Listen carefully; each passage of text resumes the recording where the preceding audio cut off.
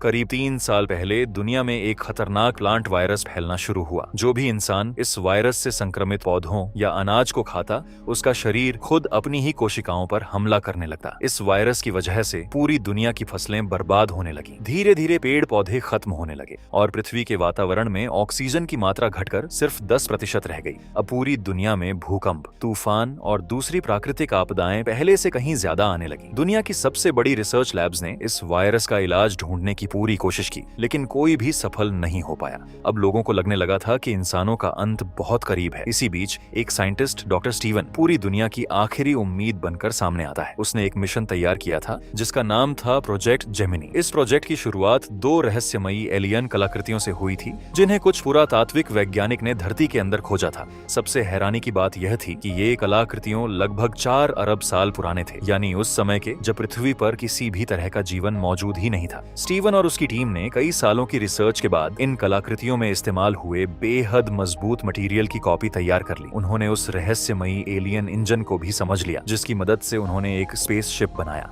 इस शिप को पहले बिना किसी इंसान के स्पेस में भेजा गया। कई सालों की खोज के बाद उसे एक ऐसा प्लैनेट मिल गया जहां इंसानों के रहने लायक नया संसार बसाया जा सकता था। लेकिन सिर्फ प्लैनेट मिल जाना काफी नहीं था। उस प्लैनेट पर जीवन पैदा करने के लिए उन्हें दूसरे आर्टिफैक्ट की जरूरत थी, एक रहस्यमयी एलियन स्फीयर जो जीवन बनाने की शक्ति रखता था। कई सालों की मेहनत के बाद साइंटिस्ट्स उसके दर्जनों कमांड्स को डिकोड करने में सफल हो गए। अब उन्हें यकीन हो चुका था कि पृथ्वी पर जीवन असल में एलियंस ने ही शुरू किया था। अब स्टीवन की टीम उसी स्फीयर की मदद से एक नई पृथ्वी बनाने जा रही थी। इस मिशन में डॉक्टर्स और मिलिट्री पायलट्स की एक स्पेशल टीम चुनी गई। उन्हें कई 100 लाइट ईयर्स दूर टेस सोलर सिस्टम में भेजा जाना था। लेकिन स्टीवन की पत्नी एमी इस मिशन के बिल्कुल खिलाफ थी। वह नहीं चाहती थी कि स्टीवन उसे छोड़कर इतनी खतरनाक यात्रा पर जाए। लॉन्च वाले दिन भी एमी आखिरी बार स्पेस सेंटर पहुंचती है ताकि स्टीवन को रोक सके, लेकिन वह कुछ ही मिनट देर से पहुंचती है। उसकी आंखों के सामने स्पेस शिप आसमान की ओर उड़ जाता है। एमी बस खामोश खड़ी अपने पति को जाते हुए देखती रह जाती है। जैसे ही शिप पृथ्वी के वातावरण से बाहर निकलता है, अचानक एलियन स्फीयर में एक छोटी सी दरार पड़ जाती है। किसी को समझ नहीं आता कि ऐसा क्यों हुआ, लेकिन यह दरार एक खतरनाक संकेत थी, मानो वे स्पेस में अकेले नहीं थे। कुछ देर बाद शिप एलियन इंजन की मदद से एक विशाल वॉरा पोर्टल खोलता है और अगले ही पल पूरा स्पेस शिप उस पोर्टल के अंदर गायब हो जाता है। कुछ सेकंड बाद शिप पोर्टल से बाहर निकलता है, लेकिन कंप्यूटर तुरंत वार्निंग देना शुरू कर देता है। उन्होंने टेस तक पहुंचने के बजाय किसी बिल्कुल अनजान जगह पर जंप कर लिया था। स्टीवन गुस्से में इंजीनियर पीटर पर भड़क उठता है। उसे लगता है कि कोऑर्डिनेट्स डालते समय पीटर से कोई बड़ी गलती हुई है। इसी वजह से वह पीटर को उसके पद से हटा देता है। पीटर को अपनी गलती का यकीन ही नहीं हो रहा था। वह जानता था कि उसने कोऑर्डिनेट्स बिल्कुल सही डाले थे, लेकिन स्टीवन उसकी एक भी बात सुनने को तैयार नहीं था। उधर स्टीवन अपने कमरे में आराम करने चला जाता है। वहाँ उसे बार बार अपनी पत्नी एमी की याद आने लगती है। फिर अचानक उसे कुछ महीने पहले का एक पल याद आता है, जब उसने पहली बार उस रहस्यमयी एलियन स्फीयर को एक्टिवेट किया था। जैसे ही स्फीयर चालू हुआ, स्टीवन को उसके अंदर एक अजीब सा इंसानी आकार दिखाई दिया था, लेकिन कुछ ही सेकंड बाद वह रहस्यमयी आकृति गायब हो गई। स्टीवन ने उस समय इस बात को किसी से नहीं बताया। थोड़ी देर बाद स्टीवन पूरी टीम को दोबारा नेविगेशन सिस्टम चेक करने का आदेश देता है। वह जानना चाहता था कि आखिर वे इस समय हैं कहां, लेकिन कंप्यूटर कोई भी सही जानकारी नहीं दे रहा था। उनका पूरा नेविगेशन डेटा खराब हो चुका था। ऐसा लग रहा था मानो शिप ने सिर्फ स्पेस ही नहीं बल्कि किसी दूसरी डिमेंशन को भी पार कर लिया हो। इसी बीच पीटर चुपचाप अपने कमरे से बाहर निकलता है। वह एक सिक्योरिटी कैमरा उठाता है और अकेले ही एलियन स्फीयर की जांच करने निकल पड़ता है। उसे अपने ऊपर लगे इल्जाम को गलत साबित करना था। लेकिन जैसे ही वह इंजन रूम में पहुंचता है, उसे वहां कुछ अजीब महसूस होने लगता है। उसी समय पूरे शिप में अलार्म बज उठता है। कंप्यूटर बताता है कि किसी ने रिपेयर एयरलॉक खोल दिया है और शिप की तरफ एक अनआइडेंटिफाइड ऑब्जेक्ट तेजी से बढ़ रहा है। सब लोग तुरंत मॉनिटरिंग स्क्रीन की तरफ दौड़ते हैं, लेकिन जो नजारा उनके सामने आता है उसे देखकर सबके होश उड़ जाते हैं। स्पेस में पीटर की जमी हुई लाश धीरे धीरे शिप की तरफ तैर रही थी। डॉक्टर डेविड को लगता है कि पीटर अपनी गलती का बोझ नहीं सह पाया और उसने खुद अपनी जान ले ली, लेकिन डॉक्टर लियोना इस बात को मानने से साफ इनकार कर देती है। वह पिछले 8 सालों से पीटर को जानती थी। उसके मुताबिक पीटर ऐसा इंसान कभी नहीं हो सकता। स्टीवन फिर भी अपनी बात पर अड़ा रहता है। वह लियोना को डांटते हुए कहता है कि पीटर की वजह से पूरी इंसानियत खतरे में पड़ गई है। अब से पीटर का सारा काम लियोना संभालेगी। कुछ देर बाद डेविड स्टीवन से अपनी बेटी का जिक्र करता है। वह बताता है कि जब उसकी बेटी की मौत हुई थी तो उसने भी जीने की उम्मीद छोड़ दी थी, लेकिन उसने सोचा अगर वह इस मिशन का हिस्सा बनेगा तो शायद भविष्य में किसी और बच्चे की जान बचा सके।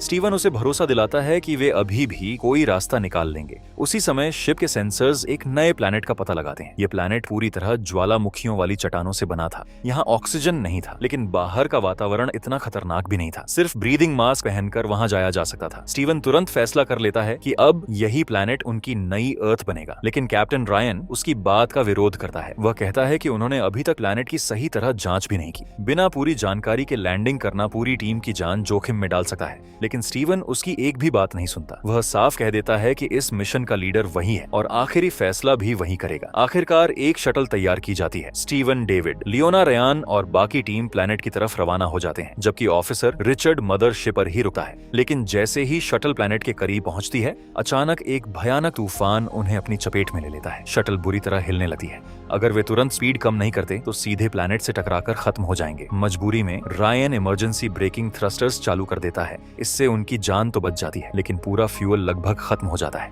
अब वे वापस मदरशिप तक नहीं लौट सकते थे। कुछ ही सेकंड बाद लैंडिंग यान जोरदार धमाके के साथ प्लैनेट की सतह पर क्रैश लैंडिंग कर देती है। सभी लोग बेहोश हो जाते हैं। क्रैश लैंडिंग के बाद स्टीवन एक सपना देखता है। उसे याद आता है जब उसने एमी को एक ब्रेसलेट गिफ्ट किया था। ये कोई साधारण ब्रेसलेट नहीं था। इसे उसने उसी एलियन स्फीयर के एक छोटे से हिस्से से बनाया था। स्टीवन ने मुस्कुराते हुए कहा था कि उसकी जिंदगी में सबसे कीमती चीजें एमी और यह स्फीयर है, इसलिए वह इन दोनों को हमेशा एक दूसरे से जोड़कर रखना चाहता था। अचानक स्टीवन की आंख खुल जाती है। बाकी क्रू भी धीरे धीरे होश में आने लगता है। सबसे पहले रायन शटल की जांच करता है। क्रैश की वजह से लैंडिंग यान को नुकसान तो हुआ था, लेकिन वह पूरी तरह बर्बाद नहीं हुई थी। हालांकि फ्यूल लगभग खत्म हो चुका था, यानी अब मदरशिप तक वापस लौटना नामुमकिन था। लेकिन स्टीवन को इसकी बिल्कुल चिंता नहीं थी। वह कहता है कि उनका मिशन 4 साल तक इसी प्लैनेट पर रहने का था, इसलिए अगर प्लैनेट रहने लायक साबित हो जाए तो फ्यूल की जरूरत ही नहीं पड़ेगी। स्टीवन आसपास मौजूद विशाल गुफाओं को देखकर कहता है कि इनमें से किसी एक को डोम बनाकर एलियन स्फीयर यहीं एक्टिवेट किया जा सकता है। उधर लैंडिंग यान के अंधेरे कॉरिडोर्स में दीवारों से एक अजीब सा काला चिपचिपा पदार्थ टपकने लगता है। किसी की नजर अभी तक उस पर नहीं पड़ी थी। इसी बीच मदरशिप पर मौजूद रिचर्ड रूटीन इंस्पेक्शन कर रहा था। तभी उसे शिप के अंदर भी वही रहस्यमयी पदार्थ दिखाई देता है। पास ही उसे पीटर का गायब हुआ कैमरा भी मिल जाता है। रिचर्ड बिना समय गंवाए कैमरा का डेटा चेक करना शुरू कर देता है। उधर प्लैनेट पर क्रू ब्रीदिंग मास्क पहनकर एलियन स्फीयर को लेकर सबसे नजदीकी केव में पहुंचता है। स्टीवन सावधानी से स्फीयर को उसकी जगह रखता है और उसे एक्टिवेट कर देता है। कुछ ही सेकंड में स्फीयर काम करना शुरू कर देता है। स्टीवन राहत की सांस लेता है। उसे लगता है कि मिशन आखिरकार सफल होने वाला है। स्फीयर चालू करने के बाद पूरी टीम वापस लैंडिंग यान में लौट आती है ताकि प्लैनेट का बाकी डेटा कलेक्ट किया जा सके। लेकिन अचानक कैप्टन रायन सबको कंट्रोल रूम में बुलाता है। वह घोषणा करता है कि अब से शटल में मार्शल लॉ लागू होगा, यानी अब हर फैसला सिर्फ वही करेगा। सब लोग हैरान रह जाते हैं। रायन इसके पीछे की वजह बताता है। वह मदरशिप से रिचर्ड द्वारा भेजी गई एक वीडियो रिकॉर्डिंग चलाता है। यह वही वीडियो थी जो पीटर ने स्फीयर की जांच करते समय अपने कैमरा से रिकॉर्ड की थी। वीडियो में पीटर कहता है कि वह सब कुछ रिकॉर्ड कर रहा है ताकि बाद में कोई उस पर झूठा आरोप न लगा सके। फिर वह इंजन रूम का दरवाजा खोलता है। अंदर सब कुछ शांत दिखाई देता है, लेकिन अचानक अंधेरे में कुछ हिलता है। पीटर घबराकर कैमरा उसी तरफ घुमाता है। अगले ही पल एक रहस्यमयी क्रीचर बिजली की रफ्तार से उस पर हमला कर देता है। कैमरा जमीन पर गिर जाता है। पीटर की दर्दनाक चीखें सुनाई देती हैं और कुछ ही सेकंड बाद वह क्रीचर पीटर की लाश को एयरलॉक से बाहर फेंक देता है। वीडियो यहीं खत्म हो जाती है। कंट्रोल रूम में सन्नाटा छा जाता है। रिचर्ड बताता है कि उसने शिप की सारी रिकॉर्डिंग्स चेक की हैं। उसके मुताबिक वह एलियन शुरू से ही उनके साथ था। वह एलियन स्फीयर के अंदर छिपकर बिल्कुल ट्रोजन हॉर्स की तरह अर्थ से ही उनके शिप में आ गया था। संभव है वार्प जंप के दौरान उसी ने कोऑर्डिनेट्स बदल दिए हों, लेकिन अब वह मदरशिप पर नहीं है। वह लैंडिंग यान के साथ इस प्लैनेट पर आ चुका है। रिचर्ड यह भी बताता है कि वह एलियन अपने आसपास इलेक्ट्रोमैग्नेटिक डिस्टर्बेंस पैदा करता है।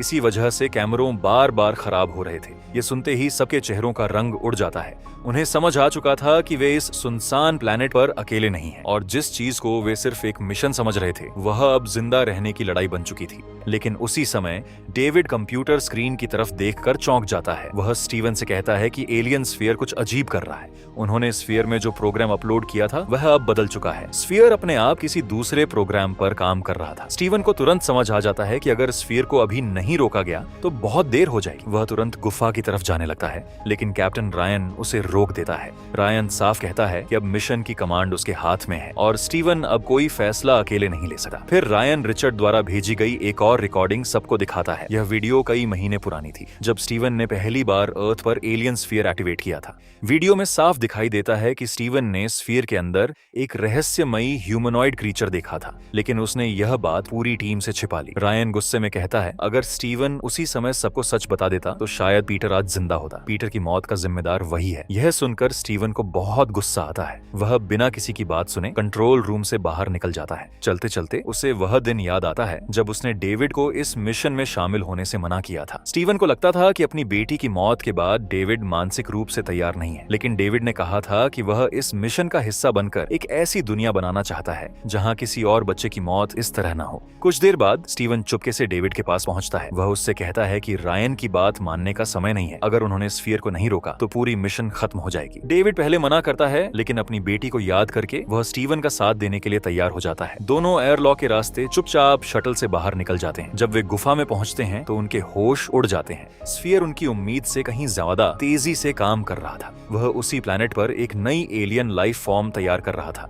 स्टीवन तुरंत समझ जाता है कि किसी ने स्फीयर की सेटिंग्स बदल दी है। वह बिना समय गंवाए स्फीयर को दोबारा प्रोग्राम करने लगता है। डेविड बार बार कहता है कि पहले वापस चलकर बाकी टीम को बता देते हैं, लेकिन स्टीवन उसकी एक भी बात नहीं सुनता। उसी समय डेविड अपने मोशन स्कैनर पर नजर डालता है। उसकी स्क्रीन पर एक सिग्नल तेजी से उनकी तरफ बढ़ रहा था। वह घबराकर स्टीवन को चेतावनी देता है, लेकिन स्टीवन फिर भी स्फीयर से हटने को तैयार नहीं होता। आखिरकार डेविड मजबूर होकर वार्निंग शॉट चला देता है। गोली की आवाज पूरे केव में गूंज उठती है। स्टीवन गुस्से में अपनी गन निकाल लेता है। दोनों एक दूसरे पर हथियार तान देते हैं, लेकिन उसी पल केव के अंधेरे में एक डरावनी आवाज गूंजती है। दोनों धीरे धीरे पीछे मुड़कर देखते हैं। अंधेरे में एक विशाल एलियन क्रिएचर उनकी तरफ बढ़ रहा था। उसका पूरा शरीर काले धातु जैसे मटेरियल से बना था और उसकी हर हरकत पहले से भी ज्यादा डरावनी थी। स्टीवन जल्दी से स्फीयर का एक छोटा सा टुकड़ा निकालकर अपनी जेब में रख लेता है। इसके बाद दोनों अपनी जान बचाकर गुफा से बाहर भागने लगते हैं। एलियन लगातार उनके पीछे दौड़ रहा था। उसकी परछाई और उसकी डरावनी आवाज हर सेकंड उनके और करीब आती जा रही थी। किसी तरह स्टीवन और डेविड लैंडिंग यान तक पहुंच जाते हैं। जैसे ही वे अंदर घुसते हैं, एयरलॉक तुरंत बंद कर दिया जाता है। एलियन बाहर ही रह जाता है। दोनों राहत की सांस लेते हैं, लेकिन डेविड गुस्से में स्टीवन से कहता है कि उसने स्फीयर के लिए दोनों की जान खतरे में डाल दी। स्टीवन ठंडे स्वर में जवाब देता है कि अगर अगली बार मिशन और किसी इंसान की जान में से एक को चुनना पड़ा तो वह फिर मिशन को ही चुनेगा। इतने में रायन वहां पहुंच जाता है। दोनों के बीच बहस शुरू हो जाती है। जब स्टीवन कहता है कि अगर जरूरत पड़ी तो वह रायन के खिलाफ ही फोर्स इस्तेमाल करेगा, रायन बिना कुछ कहे सीधे उसके चेहरे पर जोरदार मुक्का मार देता है। अचानक पूरे यान में अलार्म बजने लगता है। कंप्यूटर बताता है कि यान की बाहरी दीवार टूट चुकी है, यानी एलियन अब लैंडिंग यान के अंदर घुस चुका था। इसी बीच लियोना खराबी देखने के लिए कॉरिडोर में जाती है, लेकिन वहां उसे दीवारों और फर्श पर वही काला चिपचिपा पदार्थ दिखाई देता है। वह आगे बढ़ ही रही होती है कि अचानक कोई उसे पीछे खींच लेता है। लियोना घबराकर पलटती है। वह फ्रैंक था। फ्रैंक बताता है कि एलियन ने यान के निचले हिस्से में छेद कर दिया है और अब वह अंदर घूम रहा है। दोनों बिना आवाज किए धीरे धीरे लैब की तरफ बढ़ते हैं, लेकिन जैसे ही वे लैब में पहुंचते हैं, अचानक पूरी बिजली चली जाती है। चारों तरफ अंधेरा छा जाता है। तभी प्लांट यूनिट्स के पीछे से एक अजीब और डरावनी आवाज को सुनाई देती है। फ्रैंक तुरंत समझ जाता है कि एलियन यहीं कहीं छिपा हुआ है। वह लियोना को जबरदस्ती कमरे से बाहर धक्का देता है और खुद अंदर रह जाता है। लियोना कॉरिडोर में भागने लगती है। पीछे से फ्रैंक की दर्दनाक चीखें सुनाई देती हैं। कुछ ही सेकंड में एलियन उसे बेरहमी से मार देता है। लियोना किसी तरह कंट्रोल रूम पहुंचती है और पूरी घटना सबको बता देती है। रायन गुस्से में स्टीवन पर चिल्लाता है। वह कहता है अगर स्टीवन स्फीयर के पास नहीं गया होता तो एलियन कभी लैंडिंग यान तक नहीं पहुंचता। एलियन ने हल में छेद कर दिया है, जनरेटर भी खराब हो चुका है, सिक्योरिटी कैमरास बंद हो चुके हैं और मदरशिप पर मौजूद रिचर्ड से भी उनका संपर्क टूट गया है। अब एलियन को ढूंढने का कोई तरीका नहीं बचा था। रायन फैसला करता है कि किसी को बैकअप जनरेटर चालू करना होगा, तभी कम्युनिकेशन और ट्रैकिंग सिस्टम दोबारा काम करेगा। स्टीवन आगे बढ़कर कहता है कि यह सब उसकी वजह से हुआ है, इसीलिए वह खुद जनरेटर तक जाएगा। गन हाथ में लेकर स्टीवन धीरे धीरे अंधेरे कॉरिडोर्स से गुजरता है। हर तरफ खामोशी थी। किसी भी पल एलियन हमला कर सकता था। आखिरकार वह जनरेटर तक पहुंच जाता है और उसे चालू कर देता है। पूरे यान में दोबारा बिजली आ जाती है। कैमरों और मोशन ट्रैकर भी चालू हो जाते हैं। कंट्रोल रूम से रायन स्टीवन को चेतावनी देता है कि एलियन तेजी से उसकी तरफ बढ़ रहा है। स्टीवन तुरंत भागने लगता है। तभी उसे पीछे से वही डरावनी आवाज भी सुनाई देती है। एलियन अब उसके बिल्कुल करीब था। उसी समय रायन तेजी दिखाते हुए एक मेटल केबल फेंकता है और स्टीवन को खींचकर कंट्रोल रूम के अंदर ले आता है। एयरलॉक बंद होते ही स्टीवन की जान बच जाती है। अब टीम एक नई प्लान बनाती है। उन्होंने तय किया कि एलियन को यान से बाहर निकालना होगा। स्टीवन खुद को चारे की तरह इस्तेमाल करने के लिए तैयार हो जाता है। उधर लियोना एयरलॉक्स खोलती है और लैब का दरवाजा भी खोल देती है। जैसे ही एलियन बाहर निकलता है, वह धीरे धीरे एयरलॉक की तरफ बढ़ने लगता है। रिचर्ड मदरशिप से इंजन फायर चालू करने की कोशिश करता है ताकि एलियन को जला सके, लेकिन एलियन की वजह से सिग्नल फिर से जैम हो जाता है। इंजन काम नहीं करता। स्टीवन अपनी जान बचाकर भागता है। लियोना भी उसकी मदद के लिए दौड़ पड़ती है। तभी रिचर्ड को दोबारा कंट्रोल मिल जाता है। वह तुरंत इंजन फायर एक्टिवेट कर देता है। तेज आग की लपटें सीधे एलियन से टकराती हैं, लेकिन इतनी आग भी उसे मार नहीं पाती। वह फिर से स्टीवन पर हमला कर देता है। डेविड स्टीवन को पकड़कर अंदर खींचने लगता है। उसी दौरान एलियन का एक टेंटिकल डेविड की बाह में धंस जाता है। एयरलॉक बंद होते ही टेंटल का एक हिस्सा अंदर ही कटकर रह जाता है। एलियन वापस केव की तरफ भाग जाता है। बाकी लोग जल्दी जल्दी यान का छेद बंद कर देते हैं। कुछ देर बाद उन्हें फ्रैंक की लाश मिलती है। फ्रैंक की मौत देखकर लियोना पूरी तरह टूट जाती है। वह जीने की उम्मीद भी छोड़ने लगती है। उधर स्टीवन फिर से एमी को याद करने लगता है। उसे याद आता है कि लॉन्च से ठीक पहले एमी ने उसे रोकने की बहुत कोशिश की थी। उसने बताया था कि वह वायरस की वैक्सीन पर काम कर रही है और वह स्टीवन के बच्चे की मां बनने वाली है। लेकिन धरती को बचाने के लिए स्टीवन फिर भी मिशन पर चला आया। उसे बिल्कुल अंदाजा नहीं था कि यह फैसला उसकी पूरी जिंदगी बदल देगा। फ्रैंक की मौत के बाद पूरा क्रू सदमे में था, लेकिन स्टीवन के पास दुख मनाने का समय नहीं था। वह एलियन के कटे हुए टेंटल को लैब में ले जाकर उसकी जांच करने लगता है। कुछ देर की रिसर्च के बाद उसे एक चौंकाने वाली सच्चाई पता चलती है। वह क्रिएचर कोई साधारण एलियन नहीं था। वह एक बायो रोबोट था और उसका शरीर उसी रहस्यमयी मटेरियल से बना था जिससे एलियन स्फीयर बनाई गई थी। इसका मतलब साफ था, स्फीयर का असली मकसद इंसानों के लिए नई दुनिया बनाना नहीं, बल्कि ऐसे बायो रोबोट्स तैयार करना था। उसी दौरान स्टीवन को पता चलता है कि एलियन के टेंटिकल से डेविड के शरीर में एक खास तरह का बैक्टीरिया पहुंच चुका है। यह बैक्टीरिया बेहद शक्तिशाली डिफेंस मैकेनिज्म रखता था। स्टीवन समझ जाता है कि यही बैक्टीरिया धरती पर फैले प्लांट वायरस की वैक्सीन बनाने की चाबी बन सकता है। जैसे ही वह टेंटिकल को काटकर उसकी जांच करता है, पूरी लैब की लाइट्स अजीब तरह से झिलमिलाने लगती हैं। उसी पल स्टीवन को फिर वही रहस्यमयी आकृति याद आती है जो उसने अर्थ पर पहली बार स्फीयर एक्टिवेट करते समय देखी थी। अब उसे पूरी सच्चाई समझ आ जाती है। यह एलियन असल में एक ट्रांसपॉन्डर था। उसका काम नई दुनिया पर पहुंचकर बाकी एलियन रेस को सिग्नल भेजना था ताकि वे पूरी प्लेनेट पर कब्जा कर सकें। स्टीवन तुरंत फैसला करता है कि एलियन को हर हाल में रोकना होगा, लेकिन रायन उस पर बिल्कुल भरोसा नहीं करता। वह स्टीवन को लैब में बंद करके अरेस्ट कर लेता है। रायन कहता है कि स्टीवन हमेशा मिशन को इंसानों से ज्यादा अहमियत देता है। डेविड भी उसकी बात से सहमत हो जाता है। उसके मुताबिक स्टीवन सिर्फ हीरो बनना चाहता है। यह बात सुनकर स्टीवन को एमी के साथ हुई आखिरी बहस याद आती है। एमी ने भी उससे यही कहा था कि उसे दुनिया बचाने का जुनून है, लेकिन वह अपने परिवार की परवाह नहीं करता। गुस्से में एमी ने वही ब्रेसलेट फेंक दिया था जो स्टीवन ने एलियन स्फीयर के टुकड़े से बनाया था। इसी दौरान स्टीवन अपनी रिसर्च जारी रखता है। वह रिचर्ड से शिप के ट्रैवल लॉग्स चेक करवाता है और सच्चाई जानकर दोनों के पैरों तले जमीन खिसक जाती है। वे किसी दूसरे प्लेनेट पर नहीं थे। उन्होंने स्पेस में नहीं बल्कि टाइम में जंप किया था, यानी वे अभी भी अर्थ पर ही थे, लेकिन आज से 4 अरब साल पहले जब पृथ्वी पर जीवन की शुरुआत भी नहीं हुई थी। अब स्टीवन समझ जाता है कि जो एलियन स्फीयर भविष्य में पेलियोंटोलॉजिस्ट्स को मिलती है, वह वही स्फीयर है जिसे वे अपने साथ यहाँ लाए थे, यानी इतिहास हमेशा से ऐसा ही होने वाला था।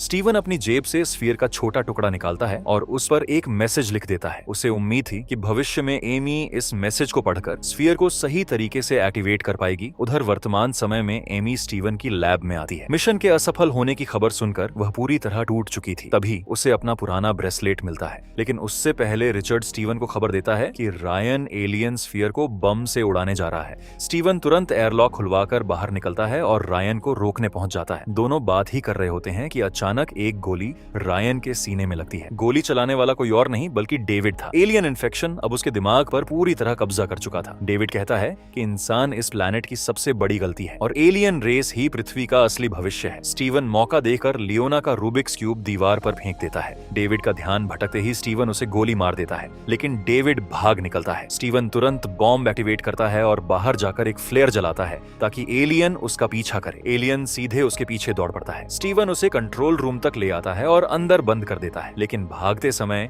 डेविड फिर सामने आ जाता है और स्टीवन पर गोलियां चलाने लगता है। उसी समय एलियन दरवाजा तोड़कर बाहर निकल आता है। स्टीवन किसी तरह खुद को बचाता है। अब एलियन डेविड पर हमला कर देता है और कुछ ही सेकंड में उसे मार डालता है। स्टीवन इसी मौके का फायदा उठाकर शटल से बाहर निकल जाता है। कुछ ही पलों बाद बॉम्ब फट जाता है। पूरा यान जोरदार धमाके से उड़ जाता है और एलियन हमेशा के लिए खत्म हो जाता है। स्टीवन एक्सप्लोजन के बाद बेहोश हो जाता है। जब उसे होश आता है तो रिचर्ड रेडियो पर उससे संपर्क करता है। वह उसे बचाने नीचे आना चाहता है, लेकिन तूफान इतना खतरनाक था कि स्टीवन उसे मना कर देता है। वह अकेला ही वापस केव की तरफ चल पड़ता है। उधर भविष्य में एमी आखिरकार ब्रेसलेट पर लिखा मैसेज पढ़ लेती है। वह उसी की मदद से अर्थ पर मौजूद एलियन स्फीयर को एक्टिवेट कर देती है। उसी पल समय की सीमाएं टूट जाती हैं। स्टीवन और एमी अलग अलग समय में होते हुए भी एक दूसरे को देख पाते हैं। स्टीवन जल्दी जल्दी वायरस की वैक्सीन का पूरा फॉर्मूला एमी को बता देता है। इसके बाद वह आखिरी बार एमी से कहता है आई लव यू। कनेक्शन खत्म हो जाता है। कुछ ही देर बाद ऑक्सीजन की कमी से स्टीवन गुफा के अंदर ही दम तोड़ देता है। उधर एमी समझ जाती है कि अब उसका पति कभी वापस नहीं आएगा।